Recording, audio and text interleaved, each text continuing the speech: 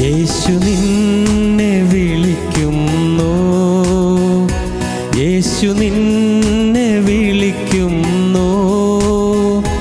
കാൽവരിയിൽ ഉയിർത്തന്നവനാം യേശു നിന്നെ വിളിക്കുന്നു. കാൽവരിയിൽ ഉയിർത്തന്നവനാം യേശു നിന്നെ വിളിക്കുന്നു.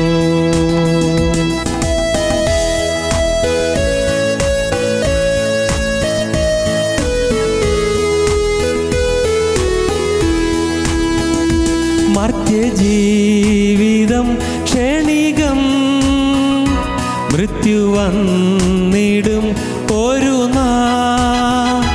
മർത്യജീവിതം ക്ഷണികം, മൃത്യു വന്നിടും ഒരു നാൾ. മറക്കാതെ നിന്നോട് ആത്മരക്ഷ മുന്നമേ നീ പ്രാപിക്കുവാൻ. മറക്കാതെ നിന്നോട് ആത്മരക്ഷ മുന്നമേ നീ പ്രാപിക്കുവാൻ. യേശു നിന്നെ വിളിക്കുന്നു, യേശു നിന്നെ വിളിക്കുന്നു. കാൽവരിയിൽ ഉയിർത്തന്നവനാം യേശു നിന്നെ വിളിക്കുന്നു. കാൽവരിയിൽ ഉയിർത്തന്നവനാം യേശു നിന്നെ വിളിക്കുന്നു.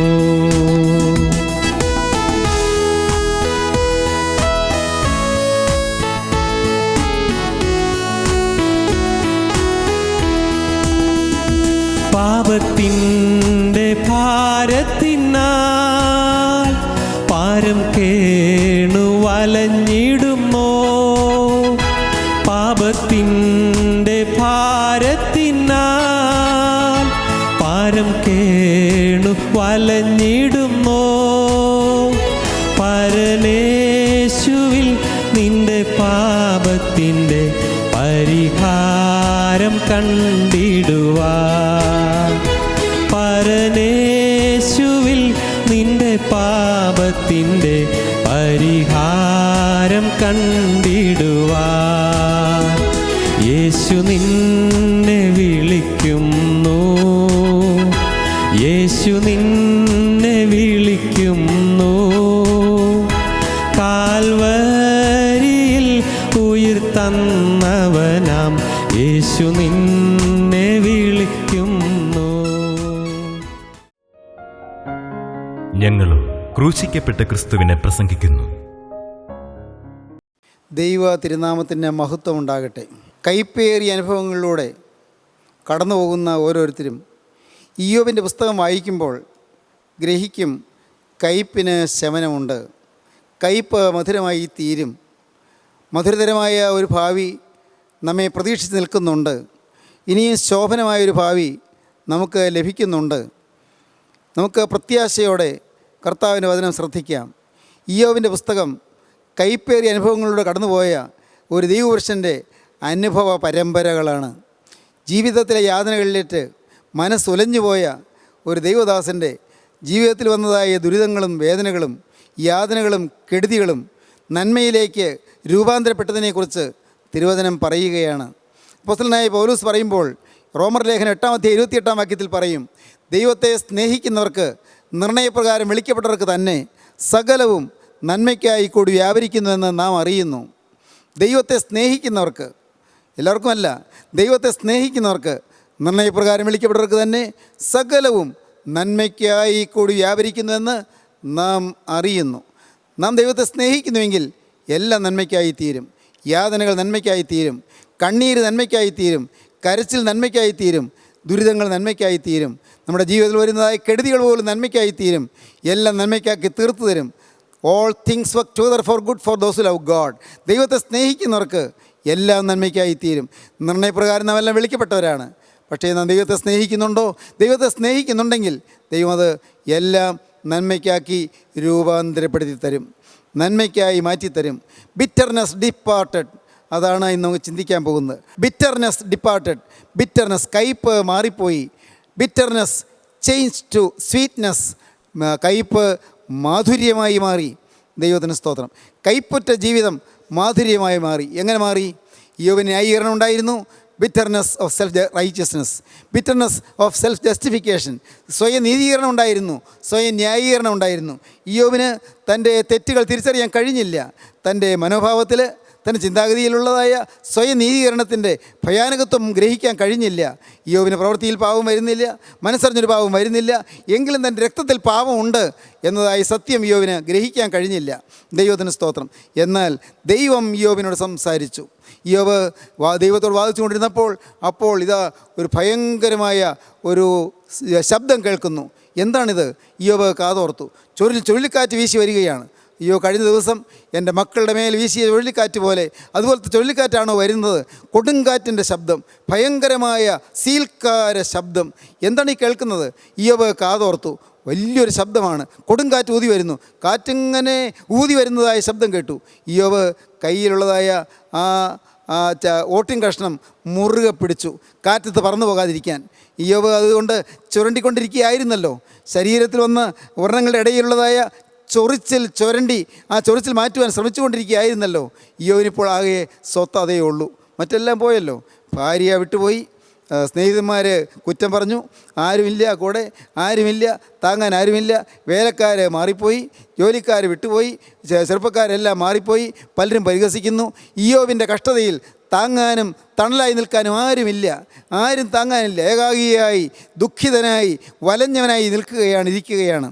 ദൈവത്തിന് സ്തോത്രം.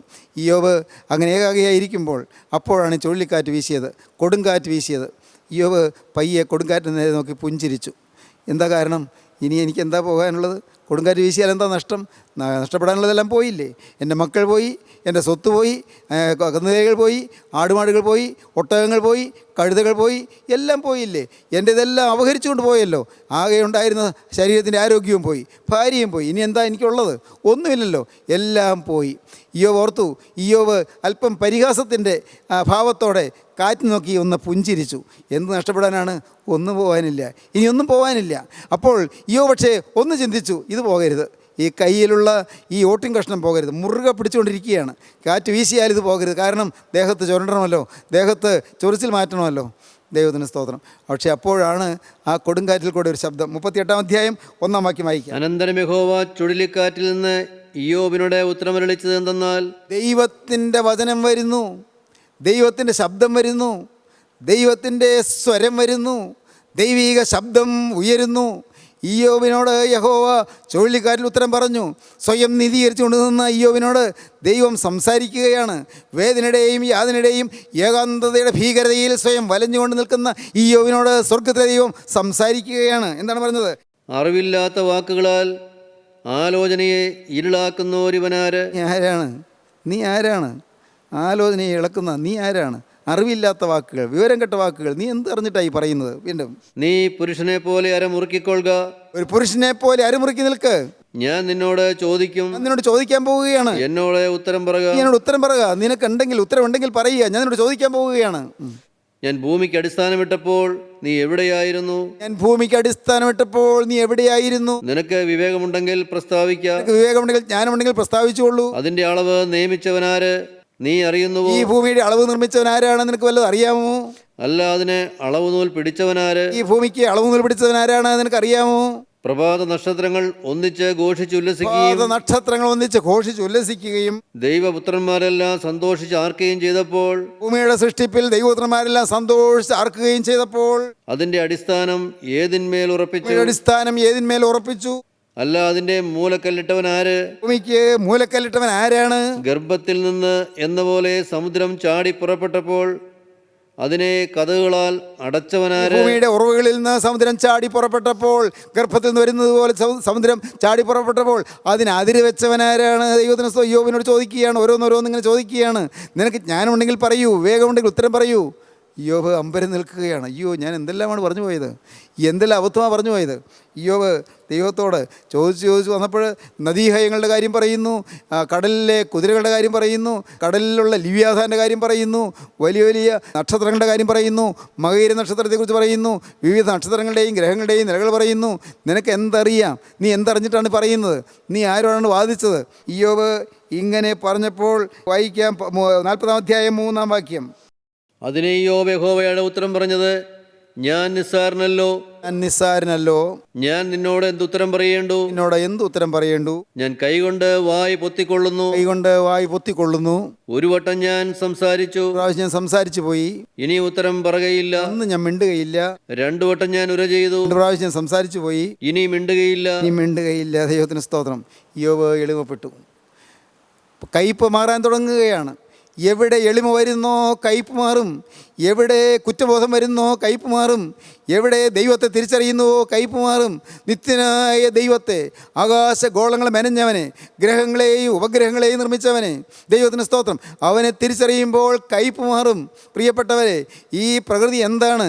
നാം ഈ കാണുന്ന ഭൂമി കേവലം ഒരു ചെറിയ ഗ്രഹം മാത്രം. ദൈവത്തിന് സ്തോത്രം. ഈ ഭൂമി എല്ലാം ഉൾപ്പെട്ട് നിൽക്കുന്ന ഒരു സൗരയൂഥമുണ്ട്, ഒരു സോളാർ സിസ്റ്റമുണ്ട്. അനേകം സോളാർ സിസ്റ്റങ്ങൾ എല്ലാം ചേർന്നുള്ളതാണ്. പ്രിയപ്പെട്ടവരെ, നക്ഷത്രരാശികൾ, നക്ഷത്രങ്ങൾ, എത്രയോ നക്ഷത്രങ്ങൾ, ഓരോ നക്ഷത്രവും ഓരോ സൂര്യനാണെന്ന് നമുക്ക് മനസ്സിലാവുകയില്ല. ഓരോ നക്ഷത്രവും ഓരോ സൂര്യനാണ്. അനേകം നക്ഷത്രങ്ങളുടെ കൂട്ടങ്ങൾ എല്ലാം ഉണ്ട്.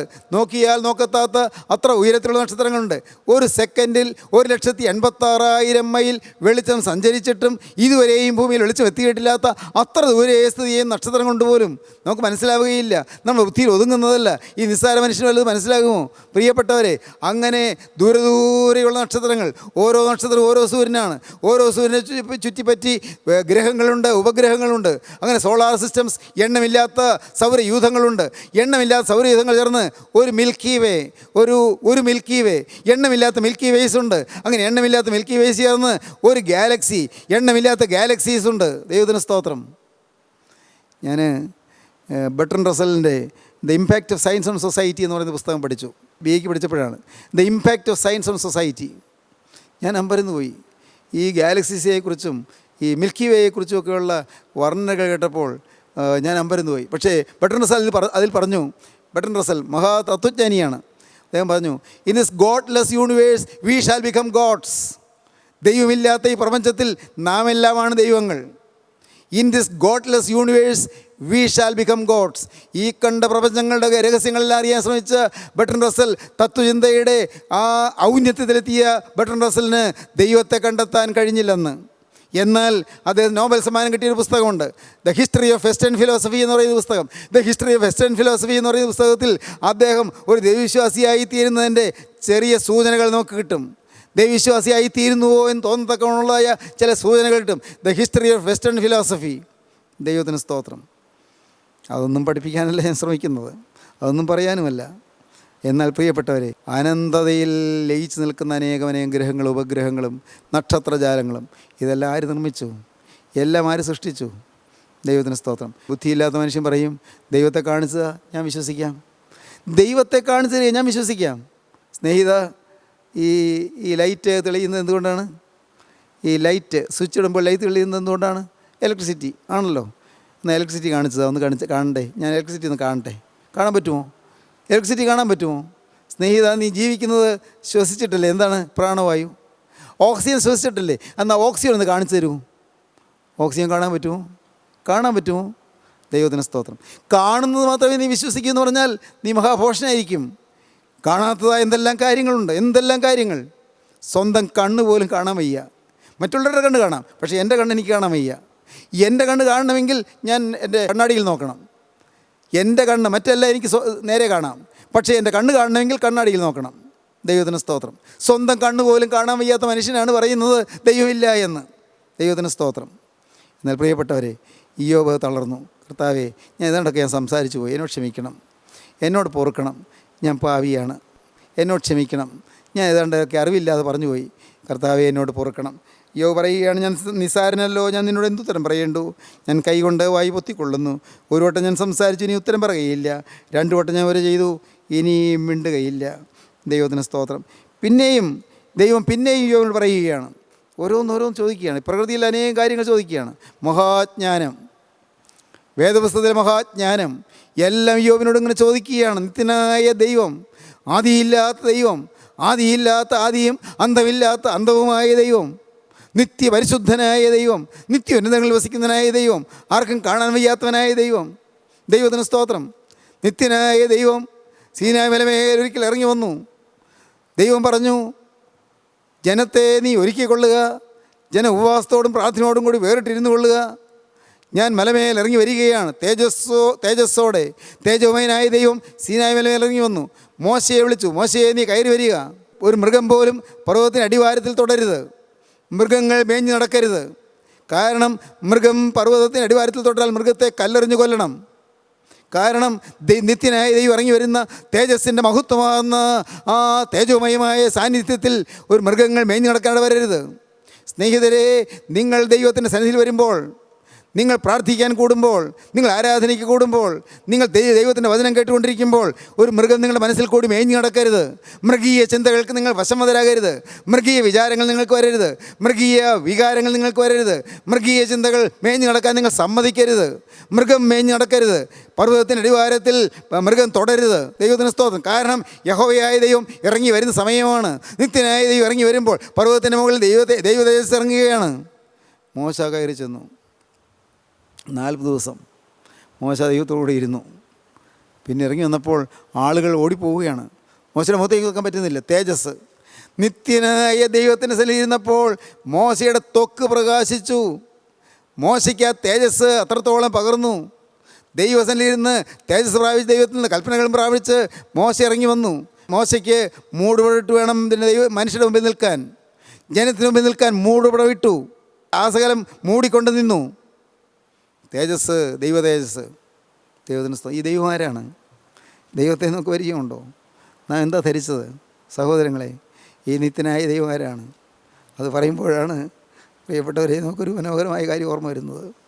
ഈ ദൈവം എൻ്റെ നാഥനാണ്. ഈ ദൈവം എൻ്റെ വീണ്ടെടുപ്പുകാരനാണ്. ഈ ദൈവം എൻ്റെ സ്വന്തമാണ്. ഞാൻ അവൻ്റെ സ്വന്തമാണ്. ഈ ദൈവം എൻ്റെ അപ്പനാണ്, സ്വർഗത്തിലെ അപ്പനാണ്. ഞാൻ അപ്പനില്ലാത്തവനാണ്, പക്ഷേ ഈ ദൈവം എൻ്റെ അപ്പനാണ്. ഞാൻ ഭർത്താവില്ലാത്തവളാണ്, എന്നാൽ ഈ ദൈവം എൻ്റെ നാഥനാണ്. ദൈവത്തിന് സ്തോത്രം. ഞാൻ ആരോരും ഇല്ലാത്തവനാണ്. ഈ ദൈവം എൻ്റെ നാഥനും എൻ്റെ കർത്താവും എൻ്റെ രക്ഷകനുമാണ്. ഞാൻ വഴിതെറ്റിപ്പോയവളാണ്, എന്നാൽ ഈ ദൈവം എന്നെ നേർവഴിക്ക് കൊണ്ടുവന്നവനാണ്. ഈ ദൈവം സ്നേഹമാണ്. ഈ നിത്യനായ ദൈവം കരുണയാണ്. ഈ ദൈവം കൃപയാണ്. ഈ ദൈവം വാത്സല്യമാണ്. ഈ ദൈവം എൻ്റെയാണ്, എൻ്റെ സ്വന്തമാണ്. അവൻ എൻ്റെ പ്രാർത്ഥന കേൾക്കുന്നവനാണ്. അവൻ്റെ കണ്ണുനീര് മാനിക്കുന്നവനാണ്. അവൻ്റെ തലമുടിനാരുകൾ എണ്ണിയിരിക്കുന്നവനാണ്. എൻ്റെ തലമുടിനാരുകളെല്ലാം എനിക്ക് അറിഞ്ഞുകൂടാ എണ്ണം. അവനറിയാം എൻ്റെ തലമുടിനാരുകൾ എത്ര എന്ന്. എൻ്റെ തലമുടിനാരുകളെല്ലാം എണ്ണിയിരിക്കുന്നവനാണ്. അവനെല്ലാം എണ്ണി തിട്ടപ്പെടുത്തിയിരിക്കുകയാണ്. ഒരെണ്ണം പോലും അവനറിയാതെ കൊഴിഞ്ഞു വീഴുകയില്ല.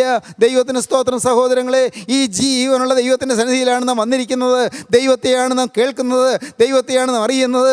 ദൈവത്തെയാണ് നാം കാണുന്നത്. നിത്യനായ ദൈവത്തെ കാണും. എങ്ങനെ കാണും? ഹൃദയശുദ്ധിയുള്ള ഭാഗ്യവാന്മാർ, അവർ ദൈവത്തെ കാണും. ഹൃദയം ശുദ്ധമാകട്ടെ, മനസ്സ് ശുദ്ധമാകട്ടെ. ഹൃദയശുദ്ധിയുള്ളവർ ഭാഗ്യവാന്മാർ, അവർ ദൈവത്തെ കാണും. ഇന്ന് നിങ്ങളിത് കേട്ടുകൊണ്ടിരിക്കുമ്പോൾ, കർത്താവേ, എൻ്റെ ഹൃദയത്തെ കഴുകണമേ, എൻ്റെ ഹൃദയത്തെ ശുദ്ധീകരിക്കണമേ, എൻ്റെ ഹൃദയത്തെ രൂപാന്തരപ്പെടുത്തണമേ, എനിക്കൊരു പരിവർത്തനം തരണമേ. നിങ്ങൾ പ്രാർത്ഥിക്കൂ പ്രിയപ്പെട്ടവരെ. യേശുവിൻ്റെ കൃപയ്ക്ക് വേണ്ടി നിങ്ങൾ യാചിക്കൂ.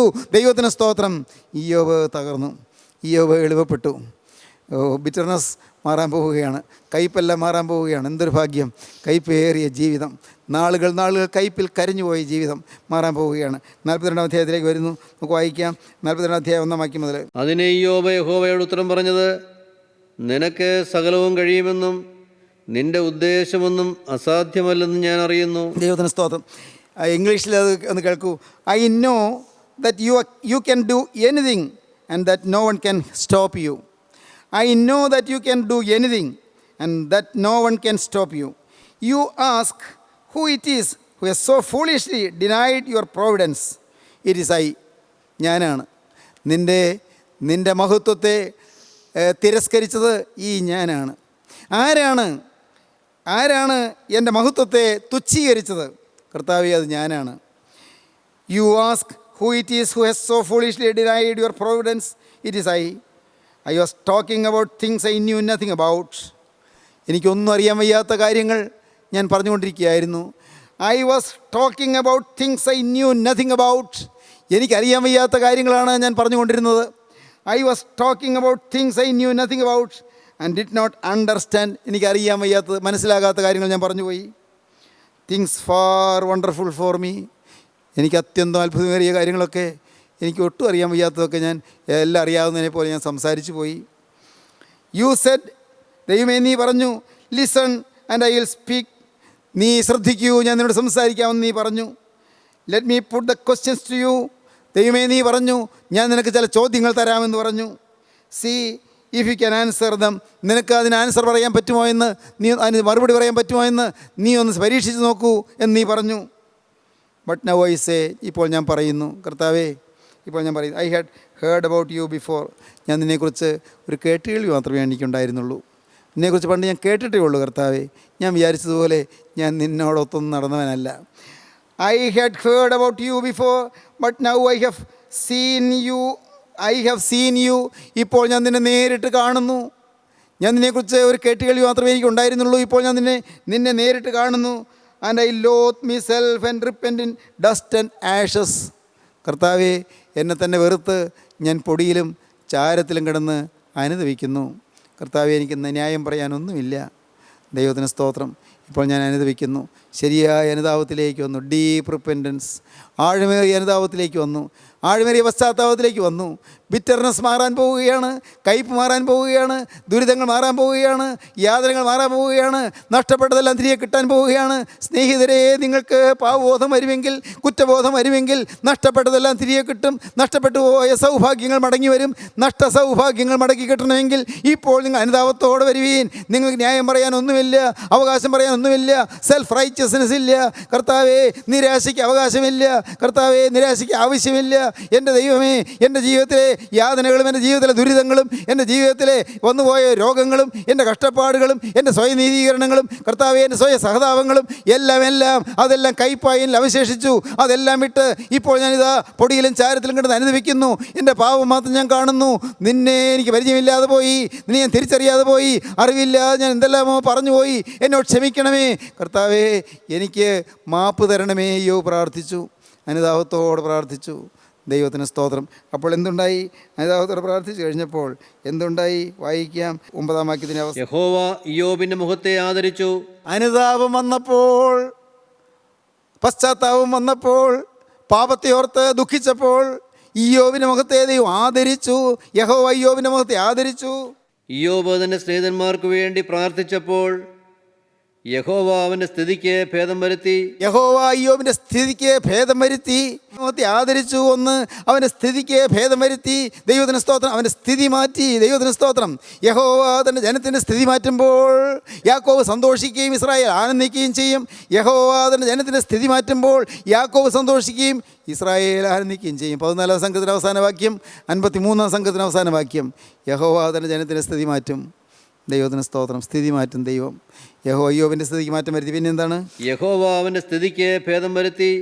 മുമ്പേ ഉണ്ടായിരുന്നതൊക്കെയും യഹോവ ഇയ്യോബിന് ഇരട്ടിയായി കൊടുത്തു. മുമ്പേ ഉണ്ടായിരുന്നതൊക്കെയും യഹോവ ഇയ്യോബിന് ഇരട്ടിയായി കൊടുത്തു. ദൈവത്തിന് സ്തോത്രം. 10 മക്കൾ, 7 ആൺമക്കളും 3 പെൺമക്കളും. പിന്നെയും എന്തൊരത്ഭുതം, എല്ലാം ഇരട്ടിയായി കൊടുത്തു. അപ്പോൾ 10 മക്കളല്ലോ, ആദ്യം 10 മക്കളല്ലേ ഉണ്ടായിരുന്നു, പിന്നെ ഇരട്ടിയായത് എങ്ങനെയാണ്? ഈ മരിച്ചുപോയ 10 മക്കളും സ്വർഗത്തിലുണ്ട്. മരിച്ചുപോയ 10 മക്കളും സ്വർഗത്തിലുണ്ട്. ഇപ്പോൾ വീണ്ടും 10 മക്കളെ കൊടുത്തു, ഇരട്ടിയായി കൊടുത്തു. ദൈവത്തിന് സ്തോത്രം. എല്ലാം സ്ഥിതിക്ക് ഭേദം വരുത്തി. നഷ്ടപ്പെട്ടതെല്ലാം കൃത്യമായിട്ട് ഇരട്ടിയായി കിട്ടി. എൻ്റെ സ്നേഹിതരെ, ഞാൻ നിങ്ങളോട് വളരെ വിനയപൂർവ്വം ചോദിക്കട്ടെ, നഷ്ടപ്പെട്ടത് തിരികെ കിട്ടാൻ നിങ്ങൾക്ക് ആഗ്രഹമുണ്ടോ? പലതും നഷ്ടപ്പെട്ടു പോയിട്ടുണ്ട്, ഇല്ലേ? സ്നേഹം നഷ്ടപ്പെട്ടു പോയിട്ടുണ്ട്, വിശ്വാസം നഷ്ടപ്പെട്ടു പോയിട്ടുണ്ട്, വിശുദ്ധി നഷ്ടപ്പെട്ടു പോയിട്ടുണ്ട്, സമ്പത്ത് നഷ്ടപ്പെട്ടു പോയിട്ടുണ്ട്, ഇല്ലേ? ആത്മീയത്വം നഷ്ടപ്പെട്ടു പോയിട്ടുണ്ട്. കർത്താവ് തന്ന ചില കൃപകൾ നഷ്ടപ്പെട്ടു പോയിട്ടുണ്ട്. കർത്താവ് തന്ന ചില ശുശ്രൂഷകൾ നഷ്ടപ്പെട്ടു പോയിട്ടുണ്ട്. ചില അനുഗ്രഹങ്ങൾ നഷ്ടപ്പെട്ടു പോയിട്ടുണ്ട്. ചില നന്മകൾ നഷ്ടപ്പെട്ടു പോയിട്ടുണ്ട്. ഭാര്യ നഷ്ടപ്പെട്ടു പോയവരുണ്ട്. ഭർത്താവ് വേർപിരിഞ്ഞു പോയവരുണ്ട്. മരിച്ചു പോയതല്ല, പിരിഞ്ഞു പോയ വിവാഹമോചനം, സങ്കടകരമായ കാര്യം വിവാഹമോചനം വിട്ടുപോയവരുണ്ട്. ദൈവത്തിന് സ്തോത്രം. സഹോദരങ്ങളെ കേൾക്കൂ, നഷ്ടപ്പെട്ടു പോയവർ, തീരുമാനങ്ങൾ നഷ്ടപ്പെട്ടു പോയവരുണ്ട്. ദൈവസനിലെടുത്തതായ സമർപ്പണങ്ങൾ നഷ്ടപ്പെട്ടു പോയവരുണ്ട്. ദൈവസനിലെടുത്തതായ പ്രതിഷ്ഠകൾ നഷ്ടപ്പെട്ടു പോയവരുണ്ട്. ദൈവത്തോട് പറഞ്ഞ വാക്കുകൾ നഷ്ടപ്പെട്ടു പോയവരുണ്ട്. ദൈവം തന്ന ചില കൃപാവരങ്ങൾ നഷ്ടപ്പെട്ടു പോയവരുണ്ട്. നഷ്ടങ്ങളെല്ലാം തിരികെ കിട്ടി, ഇരട്ടിയായി തിരികെ കിട്ടി. നഷ്ടപ്പെട്ടതെല്ലാം ഇയ്യോബിന് ഇരട്ടിയായി കൊടുത്തു. മാത്രമല്ല, നമുക്ക് വായിക്കാം 12-ാം വാക്യം. ഇങ്ങനെ യഹോവ ഇയ്യോബിന്റെ പിൻകാലത്തെ അവന്റെ മുൻകാലത്തേക്കാൾ അധികം അനുഗ്രഹിച്ചു. ഇയ്യോബിന്റെ പിൽക്കാലത്തെ മുൻകാലത്തേക്കാൾ അധികം അനുഗ്രഹിച്ചു. പിൽക്കാലത്തെ മുൻകാലത്തേക്കാൾ അധികം അനുഗ്രഹിച്ചു. ദൈവത്തിന് സ്തോത്രം. സഹോദരങ്ങളെ, ഇന്ന് നിങ്ങൾക്ക് അനുഗ്രഹത്തിനൊരു കാലം വേണമോ? നല്ല കാലം വേണമോ? നിങ്ങൾക്ക് ദൈവത്തോട് പ്രാർത്ഥിക്കാം. ദൈവസന്നിധിയിലേക്ക് നിങ്ങളുടെ ജീവിതം സമർപ്പിക്കാം. നിങ്ങൾക്കെല്ലാം അനുഗ്രഹമാക്കി തരാൻ ഇതാ സത്യത്തിൻ്റെ അനുഗ്രഹമായവൻ കുരിശിന്മേൽ കിടക്കുന്നു. അവൻ കുരിശിന്മേൽ കയ്പ് കുടിച്ചു. എന്തിന്? നിൻ്റെ കയ്പ് മാറ്റാൻ. മകനെ, നിൻ്റെ കയ്പ് മാറ്റാൻ അവൻ കുരിശിൽ കയ്പ് കാടി കുടിച്ചു. മകളെ, നിൻ്റെ ജീവിതത്തിലെ കയ്പ് മാറ്റാൻ അവൻ ആ കയ്പെല്ലാം ഏറ്റെടുത്ത് അവൻ കുരിശിന്മേൽ കിടന്ന് പിടഞ്ഞു. ദൈവത്തിന് സ്തോത്രം. ദൈവത്തിൻ്റെ വലിയ നാമം മഹത്വപ്പെടട്ടെ. കുരിശിന്മേൽ കയ്പ് കാടി കുടിച്ചവൻ, കുരിശിൽ കിടന്ന് പിടഞ്ഞവൻ, അവനിതാ നിങ്ങളെ സ്നേഹത്തോടെ വിളിക്കുന്നു. ദൈവത്തിന് സ്തോത്രം. അവൻ നിങ്ങൾ വിളിച്ചുകൊണ്ട്, നിങ്ങളെ പേർ ചൊല്ലി വിളിച്ചുകൊണ്ട് അവൻ നിങ്ങളോട് പറയുന്നു, മകനെ, നിൻ്റെ കയ്പ് ഞാൻ മാറ്റിത്തരാമെന്ന്. കർത്താവിന് സ്തോത്രം. നിൻ്റെ കയ്പ് ഞാൻ മാറ്റിത്തരാം. നിൻ്റെ ദുരിതം ഞാൻ മാറ്റിത്തരാം. നിൻ്റെ വേദനകൾ ഞാൻ മാറ്റിത്തരാം. നിൻ്റെ യാതനകൾ ഞാൻ മാറ്റിത്തരാം. ദൈവത്തിന് സ്തോത്രം. നമുക്ക് വായിക്കാം. 69 സങ്കീർത്തനം 20-21 വാക്യങ്ങൾ വായിക്കൂ. നിൻ്റെ കയ്പ് ഞാൻ മാറ്റിത്തരാം. നിൻ്റെ ദുരിതങ്ങൾ നീക്കിത്തരാം. നിൻ്റെ പാപങ്ങൾ ക്ഷമിച്ചു തരാം. ഇതുവരെ ഒന്ന് പോയി അകൃത്യങ്ങളെല്ലാം കഴുകിത്തരാം. സകല തിന്മകൾ മാറ്റിത്തരാം. മോനെ, ഇതിന് ഞാൻ സ്നേഹിക്കുന്നു. മകളെ, ഇതിന് ഞാൻ സ്നേഹിക്കുന്നു. നിനക്ക് നല്ല കാലം തരാം. അനുഗ്രഹീതമായ കാലങ്ങൾ നിനക്ക് തരാം. ശോഭനമായ കാലങ്ങൾ നിനക്ക് തരാം. അനുഗ്രഹീതമായ മാസങ്ങളും ആണ്ടുകൾ നിനക്ക് തരാം. ശോഭനമായ മാസാബ്ദങ്ങൾ നിനക്ക് തരാം. ആനന്ദൈശ്വര്യമെഴുന്ന മാസങ്ങളും ആണ്ടുകൾ നിനക്ക് തരാമെന്ന് വാക്ക് പറഞ്ഞുകൊണ്ട് ദൈവം നിങ്ങളുടെ അടുക്കൽ നിൽക്കുന്നു. നമുക്ക് വായിക്കാം. 69-ാം സങ്കീർത്തനം 20-21 വാക്യങ്ങൾ. നിന്ന എന്റെ ഹൃദയത്തെ തകർത്തു. ഞാൻ ഏറ്റവും വിഷാദിച്ചിരിക്കുന്നു. വല്ലവനും സഹതാപം തോന്നുമോ എന്ന് ഞാൻ നോക്കിക്കൊണ്ടിരുന്നു. ആർക്കും തോന്നിയില്ല. ആശ്വസിപ്പിക്കുന്നവരുണ്ടോ എന്നും നോക്കിക്കൊണ്ടിരുന്നു. ആരെയും കണ്ടില്ല താനും. അവർ എനിക്ക് തിന്നുവാൻ കയ്പ് തന്നു. എന്റെ ദാഹത്തിന് അവർ എനിക്ക് ചൊറുക്ക കുടിപ്പാൻ തന്നു. കർത്താവായ യേശു കുരിശിന്മേൽ കിടന്ന് യാതനയോടെ പറയുന്നതെല്ലാം യേശു ക്രിസ്തു ജനിക്കുന്നതിന് 1000 വർഷം മുൻപ് ദൈവത്തിൻ്റെ പ്രവാചകൻ എഴുതി വെച്ചതാണ്. ദാവീദ് എഴുതി വെച്ചതാണ്.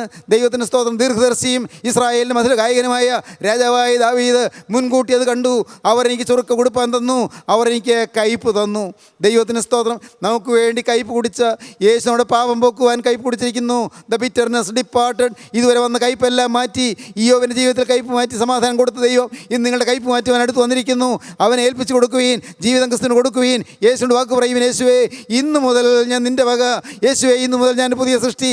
എൻ്റെ യേശുവേ, ഇന്നു മുതൽ ഞാൻ പാപമില്ല, ഞാൻ ജീവിക്കും. മനസ്സറിഞ്ഞൊരു പാപം വരാതെ നാഥാ നിന്നെ സ്നേഹിച്ച് കുരിശിൽ വെച്ച രക്ഷകനെ സ്നേഹിച്ച് ഒരു പുതിയ ജീവിതം ഞാൻ നയിക്കും. തീരുമാനിക്കൂ. നമുക്ക് സമർപ്പിക്കാം. നമുക്ക് പ്രാർത്ഥിക്കാം. കാരുണ്യവാനേ, മഹാപരിശുദ്ധനായ സ്വർഗീയ പിതാവേ, ഈ അനുഗ്രഹീത നിമിഷങ്ങൾക്കായി സ്തോത്രം. തിരുവചനങ്ങൾക്കായി സ്തോത്രം. കർത്താവെ, കയ്പ് മാറ്റുന്ന നിസ്തുല സ്നേഹത്തിനായി സ്തോത്രം. മാധുര്യം പകരുന്ന കൃപയ്ക്കായി സ്തോത്രം. എല്ലാവരെയും മാധുര്യം കുടിപ്പിക്കണമേ കർത്താവെ. സ്വർഗീയ മാധുര്യം കൊണ്ട് എല്ലാവരെയും ആസ്വദിപ്പിച്ച് അനുഗ്രഹിക്കണമേ. എല്ലാ നന്മകളാൽ നിറയ്ക്കണമേ. അവിടുത്തെ രണ്ടാമത്തോട് വേണ്ടി അടിയങ്ങളെ ഒരുക്കണമേ കർത്താവെ. യേശു ക്രിസ്തുവിൻ്റെ രാജകീയ നാമത്തിൽ പ്രാർത്ഥിക്കുന്ന കൃപയോടെ കേൾക്കണം പിതാവേ. ആമീൻ. ഹല്ലേലൂയ.